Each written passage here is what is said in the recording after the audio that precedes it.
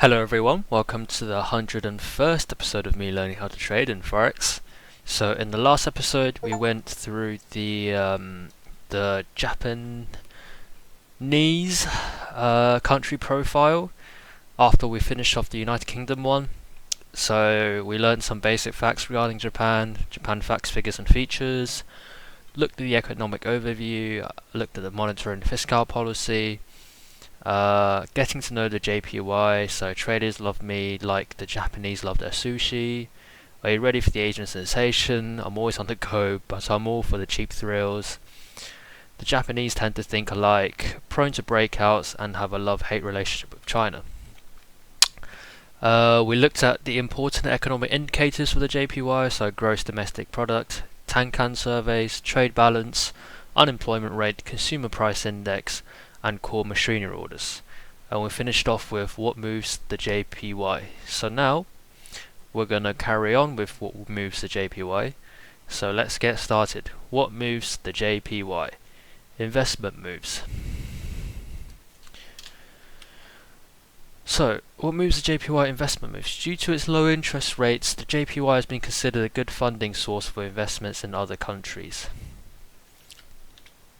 Due to the low interest rates, the JPY has been considered as a good funding source for investments in other countries, because we're trying to sell the currency of the low interest rates in order to buy currency of the high interest rates. This means that if traders and investors are scared, they will begin to unwind their positions in higher yielding assets. Once traders start unwinding these riskier positions, carry trades, they have to cover their short JPY trades by buying back the currency. The Bank of Japan effect. This doesn't refer to those announced schedule effects. I'm talking about currency intervention. The Bank of Japan and Ministry of Finance keep special attention to the FX markets. With the Japanese economy being very export dependent, the value of the yen plays a key role in the trades. The Bank of Japan doesn't want the JPY to appreciate too much because it would make Japanese exports relatively more expensive. By keeping the value of JPY lower, they can stimulate demand for Japanese products, which in turn would benefit the economy. So, the Bank of Japan doesn't want the JPY to appreciate too much because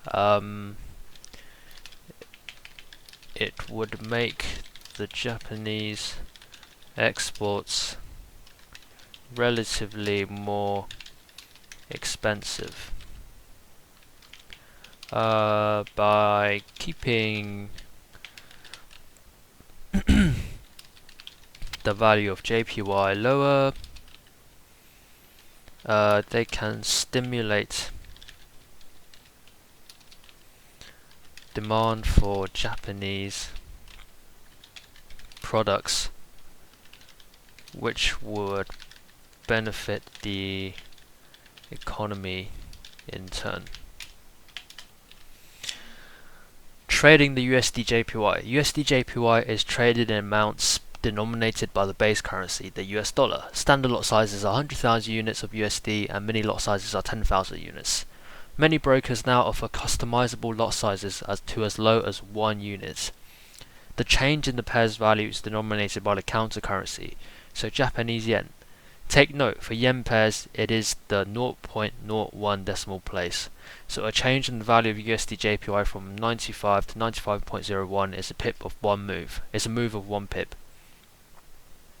As with any other currency pair, the change in value is denominated by the counter currency. The profit and loss are calculated in Japanese yen and then converted to the currency your account is based in.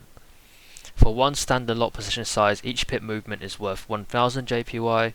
For one mini lot position size, each pip move is worth 100 JPY.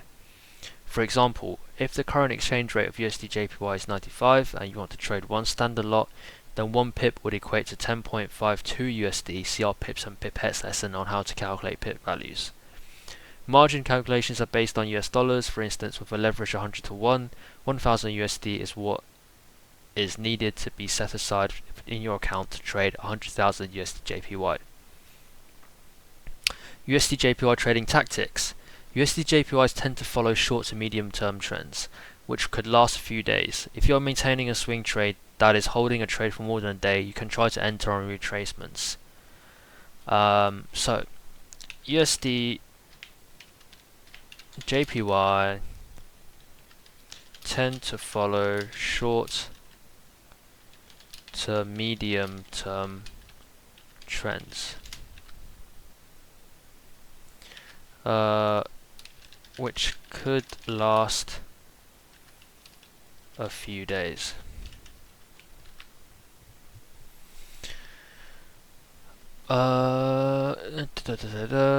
Once price begins to consolidate, you can close your position and wait for another trend to develop. Take note that when price breaks out, it is likely that you will see a sustained move as traders jump back in on the trend. Once price consolidates, the position can be closed.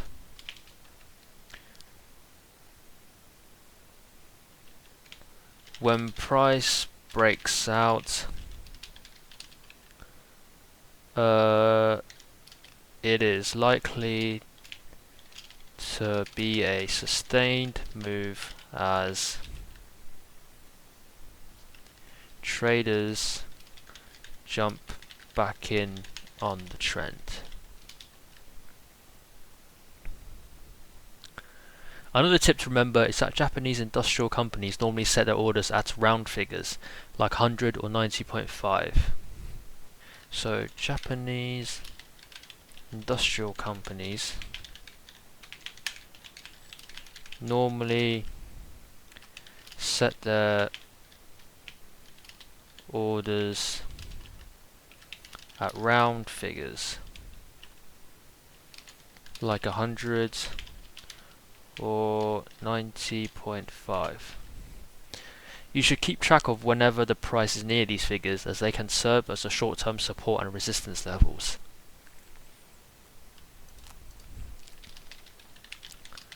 Therefore, these figures can serve as short-term resistance and support levels. Finally, you should also keep an eye out for other yen pairs like Euro JPY and GBP JPY. If you see that one of these crosses is about to break a key technical level, it could unleash a Euro JPY buying or selling that will have a massive effect across the board. So keep an eye out for other JPY pairs as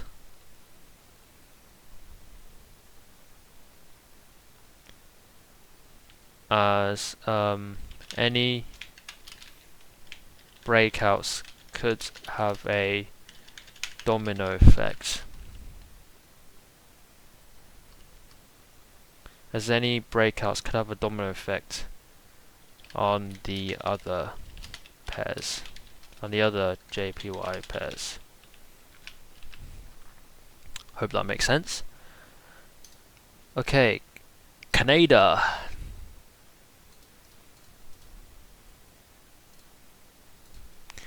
Canada.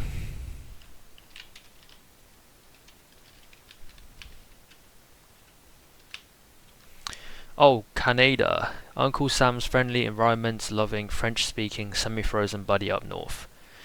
It is a place known to have created some of the most amazing things in the world, such as basketball, baseball, maple syrup, and Smarties. Canada, whose geographical area takes up most of North America, extends from the Atlantic Ocean all the way up to the east of the Pacific Ocean. It is composed of 10 provinces and 3 territories, and is considered one of the world's most developed countries. In terms of landmass, Canada is numero dos in the world, right after Russia. Given its sheer size and contributions to the world, you can just imagine how Canada and its domestic currency, the Canadian dollar, are important to Forex trading. So Canada, facts and figures. Neighbours, United States of America, size 3,854,085 square miles, population 35,427,524, density 8.3 people per square mile, so basically barely anyone per square mile compared to the other countries we looked at. Capital city, Ottawa. Head of state, Queen Elizabeth II, represented by Governor General Julie Payette. Prime Minister Justin Trudeau. Currency, Canadian dollar. Main imports, machinery and equipment, motor vehicles and parts, electronics, crude oil, chemicals, electricity, durable consumer goods. Main exports, Justin Bieber. Okay, motor vehicles and parts, industrial machinery, aircraft, telecommunications equipment, electronics, chemicals, plastics, fertilizers, wood pulp, timber, crude petroleum, natural gas, electricity, aluminium. Steve Nash, Sidney Crosby. Import partners, US 50.6%, China 11%, Mexico 5.5%.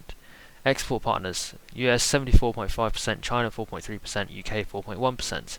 Time zones, GMT -8, GMT -7, GMT -6, GMT -5, and GMT -4. Website, canada.ca. Economic overview. Canada is considered a resource-based country, which basically means that most of the economic growth it experienced early on came from the utilization and export of its own natural resources. Canada is considered a resource-based country. According to the IMF, Canada's economy is the 10th largest in the world, making it part of the world's G8. It ranks as the 7th biggest producer of gold and the 4th largest producer of black crack oil. Despite its robust industrial and manufacturing industry, such as much of Canada's GDP actually comes from its service sector. Its advanced services sector employs 3 out of every 4 working Canadians and accounts for about 70% of the country's GDP. Next time you meet a Canadian, go ahead and make a bet with him that he works in the services industry. More often than not, you'll win. Canada's economy really got going in January of 1989, when the Free Trade Agreement came into effect. The agreement basically removed all the tariffs that is a tax imposed on trades between the US and Canada. In effect, Canada now exports over 70% of its goods to the US. Monetary and fiscal policy. The Bank of Canada is the main governing body when it comes to determining the country's monetary policy. The Bank of Canada is the main governing body when determining monetary policy. Decisions on the monetary policy are made up by the Governing Council, which is made up of the bank's governor, the senior deputy, and 4 other deputy governors. Decision on the monetary policy is made by the Governing Council. Unlike most other central banks, the Bank of Canada doesn't have a set time to make changes to its policies. The Bank of Canada doesn't have a set time to make changes to its policies. The Council meets every single working day and can alter monetary policy to their liking at any time. The bank's basic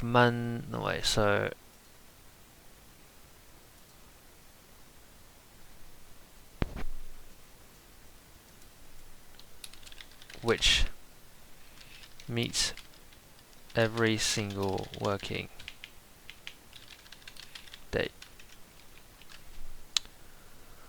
The bank's basic mandate is similar to the other central banks in that they aim to make sure that the Canadian dollar's value is stable and the country's inflation rate is within its 1 to 3% target. The Bank of Canada aims to ensure the CAD is stable. CAD's value is stable and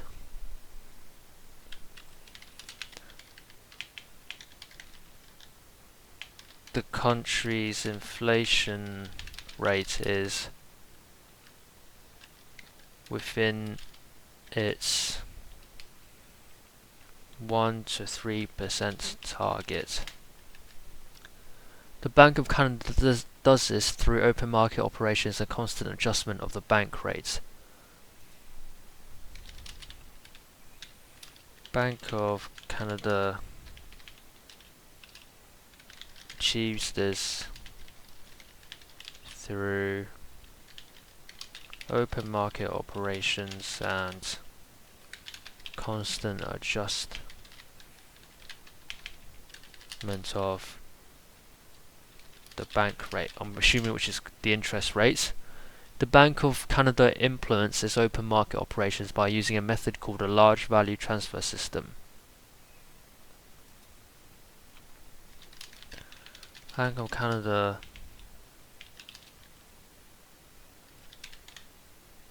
implements its open market operations through the large value transfer system method. This enables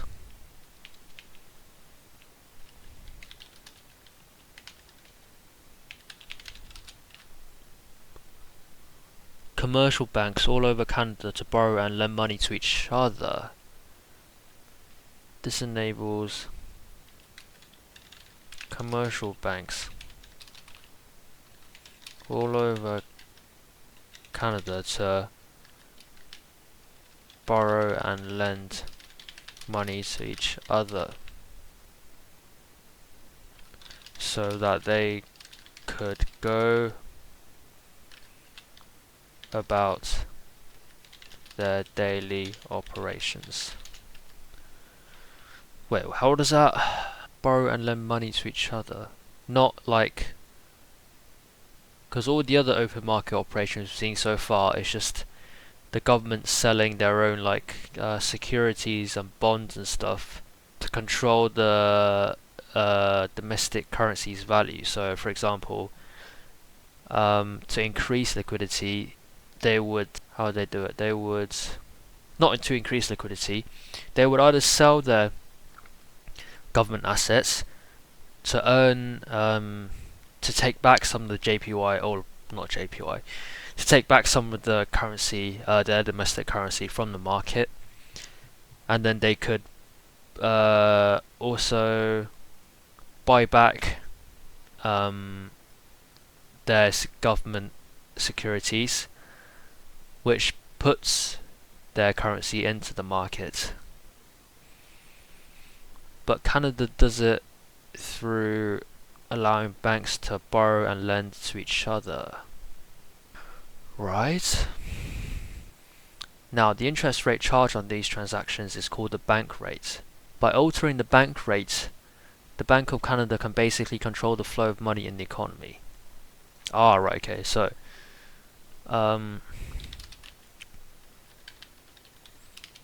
charged in these transactions is called the bank rate.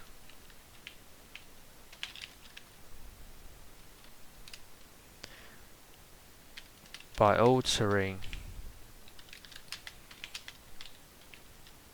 the bank rate, the Bank of Canada can basically control the flow of money in the economy. To illustrate this, let's say that the bank rate is set at 2%.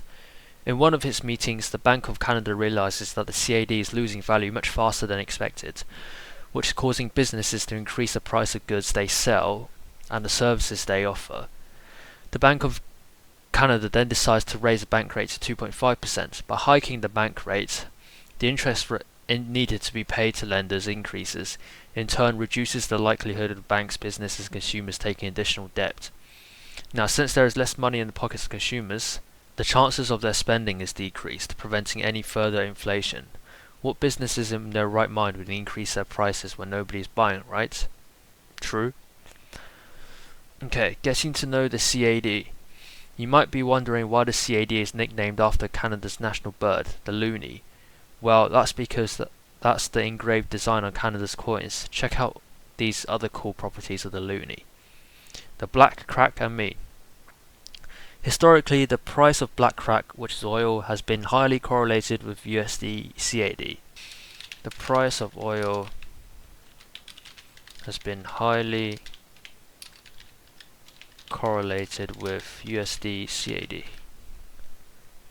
The general rule is that whenever oil prices start climbing, the CAD usually follows. If the price of oil is projected to increase over the next couple of years, then you'd want to go and sell the USD CAD. So sell the USD CAD because you're selling the opportunity to buy USD using CAD. So you're basically trying to sell. Oh, I've explained this before. How did I do it back then? So for example, you're using 10 CAD to buy 1 USD, right? Current time. If you realize that the CAD is gonna increase in value over the next couple of years, then you basically want to grab hold of more CAD, right? So you've got USD CAD. Now USD CAD is let's just say you need 10 CAD to buy 1 USD. So you sell this pair, and as CAD increases in value against the USD, that means it's going to take less CAD to buy 1 USD. So if it takes less CAD to buy 1 USD, for example, in like the next 5 years, it's going to take 5 CAD to buy 1 USD. If you had sold the USD CAD pair today, then you could buy back USD CAD in 5 years' time after it has risen in value, which now takes 5 CAD to trade 1 USD. So now you made a profit over the 5 years, which is the difference between the current USD CAD and the time when you sold the USD CAD, if that makes sense. Yeah, basically it just takes less CAD to buy USD, so you want to sell it when it currently takes more CAD to buy 1 USD. So the profit would be the differences between the two. Okay, my work hours are short. The USD CAD has been known to move in tight ranges for most part of the days. It is only when the US traders are eating their Cheerios during the overlap in the European trading session and the US trading session that the pair begins to move. USD CAD has been known to move in tight ranges for the most part of the day. I like my BFF, the USD. The key factor to look at when trading the USD CAD is that its direction is closely tied to the US economy. Look at the US economy when trading USD CAD. Remember, more than being close neighbours, the US and Canada engage in heavy trade with each other. When the US economy experiences robust growth, the Canadian economy is usually just right behind it. So whenever you decide to trade a CAD, take some time off to see how well or poorly the US is doing. If it's good, then CAD, then Canadian.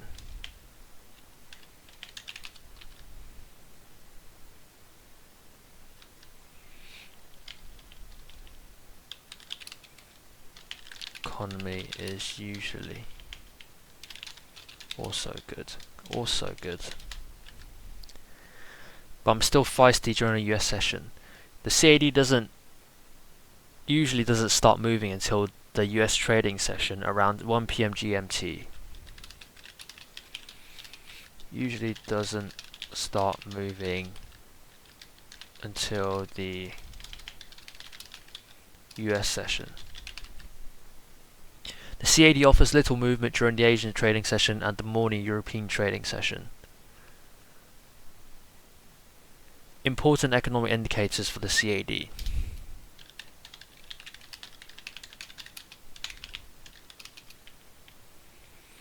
Indicators for the CAD. CPI. Similar to other central banks, the Bank of Canada's objective is to make sure that inflation does not get out of hand. Since the Consumer Price Index tracks the increase or decrease of prices of consumer goods and services, the report is closely watched by currency traders. Tracks the change in price of consumer goods, which is related to inflation, which is what the Bank of Canada watches out for. Gross Domestic Product, GDP. GDP is the broadest measure of Canada's economic activity.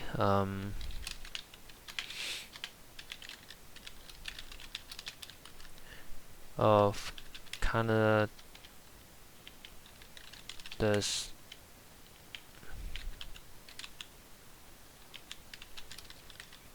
economic activity. Reveals whether the country is growing or not. Reveals whether the country is growing or not. Trade balance.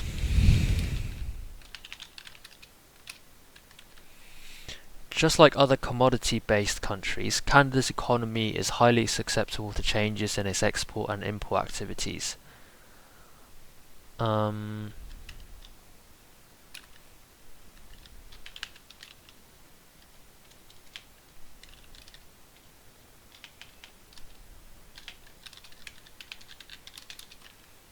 Is highly susceptible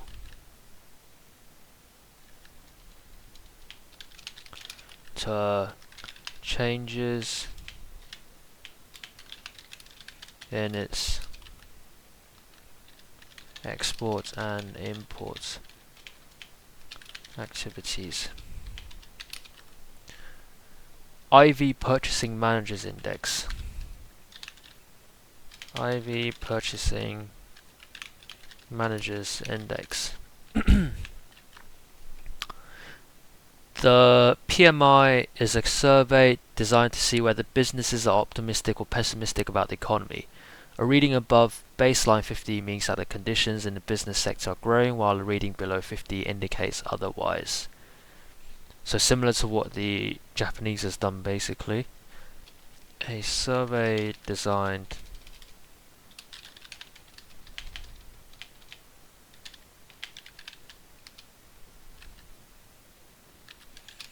to see whether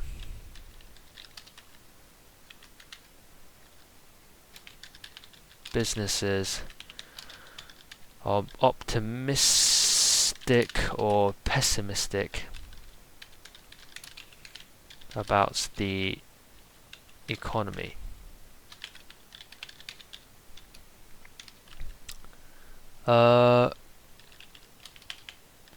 Reading above 50 means the conditions in the business sector is growing.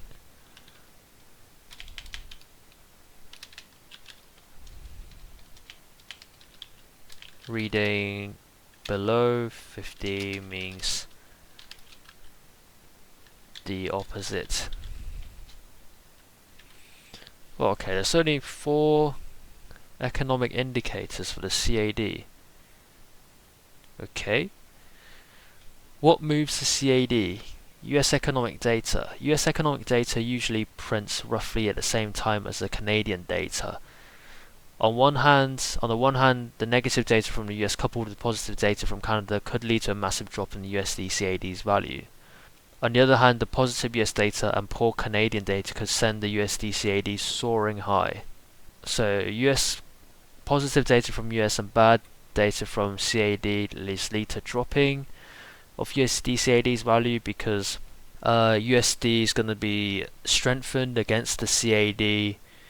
Therefore, it's going to take more CAD. Wait, positive data and negative data from the US and positive data, right? So CAD is going to strengthen against USD. Therefore, it's going to take less CAD to buy one USD. So USD CAD is going to drop. However, if there's positive US data and poor Canadian data, then that means USD is strengthening against CAD. Therefore, you're going to need a lot more CAD to buy one USD. So USD CAD is going to rise. US economic data normally prints roughly at the same time as the Canadian data.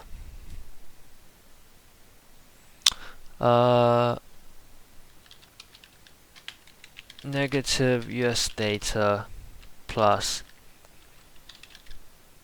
positive Canada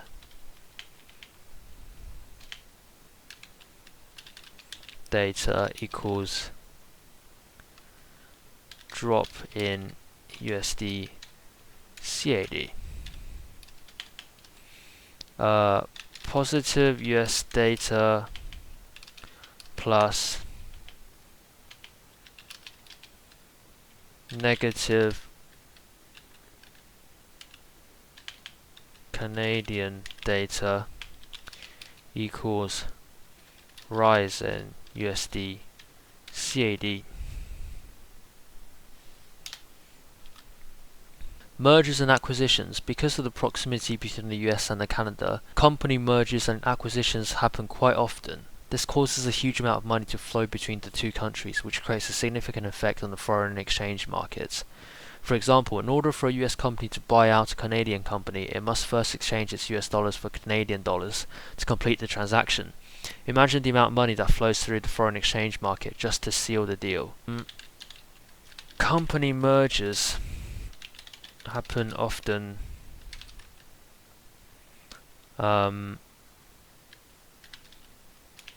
between US and Canada, which creates a significant effect on the FX market.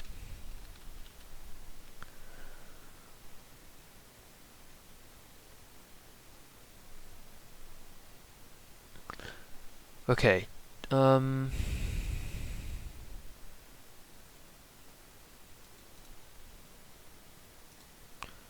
mergers slash acquisitions.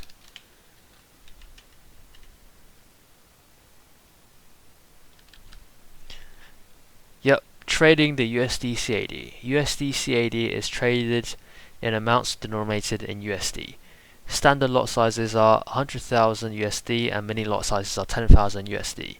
The pip value, which is denominated in Canadian dollars, is calculated by dividing 1 pip of USD CAD, that's 0.0001 by USD CAD's current rate. Profit and loss are denominated in Canadian dollars. For one standard lot position size, each pip movement is worth 10 CAD. For one mini lot position size, each pip movement is worth 1 CAD. For example, if the current exchange rate of USD CAD is 1.1 and you want to trade one standard lot, then 1 pip would equate to 9.9 USD. Margin calculations are based on US dollars with a leverage of 100 to 1. 1,000 USD is needed to trade 100,000 USD CAD. Right, USD CAD trading tactics. Since USD CAD is only active during the US trading session, the pair is highly susceptible to fake outs during the other two trading sessions. USD CAD is only active during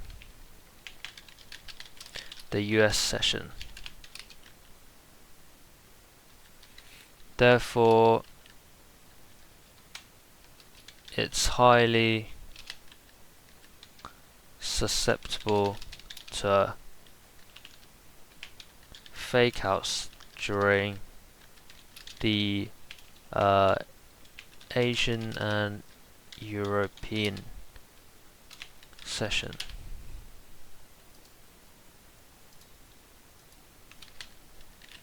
Trading session.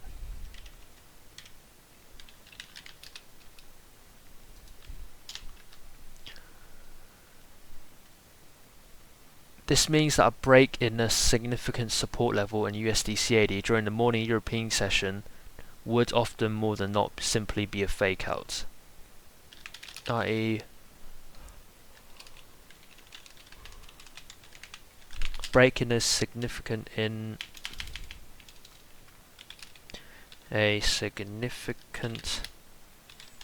support level for USD CAD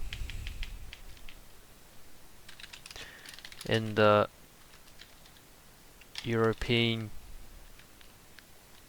trading session would more often than not be a fake out.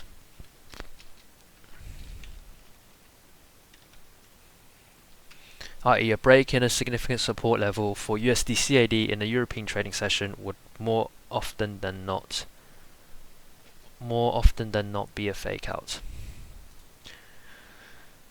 Watching the differences in the results of economic data between the US and Canada is also a great practice to determine where the USD CAD is headed.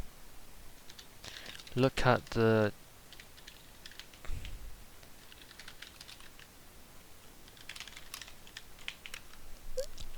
results of economic data between the US and Canada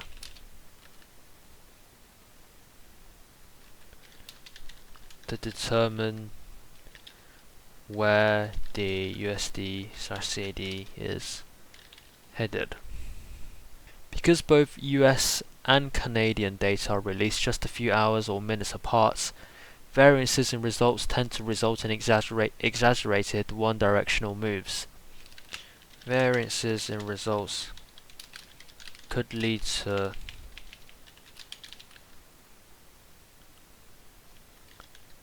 exaggerated one-direction moves. For instance, negative US data coupled with positive Canadian data would be a good reason to sell USD CAD. Right, so what we talked about earlier. Lastly, beyond looking at economic data, spending some time analyzing oil prices behavior would help a lot in trading the CAD. Analyzing oil price behavior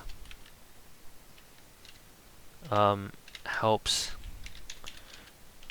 in trading CAD. Since Canada is considered one of the world's major black or crack oil producers, changes in its prices create quite a hefty impact on the CAD's value, as changes in oil price create a big impact on the CAD's value.